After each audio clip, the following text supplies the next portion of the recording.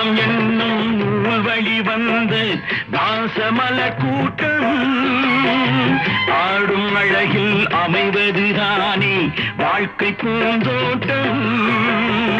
பாசம் என்னும் நூல் வழி வந்து பாசமலர் கூட்டம் ஆடும் அழகில் அமைவதுதானே வாழ்க்கை பூந்தோட்டம். மூன்று தமிழும் ஓரிடம் நின்று பாட வேண்டும் காவிய சிந்து. மூன்று தமிழும் ஓரிடம் நின்று பாட வேண்டும் காவிய சிந்து. அந்த நாள் நினைவுகள் எந்த நாள்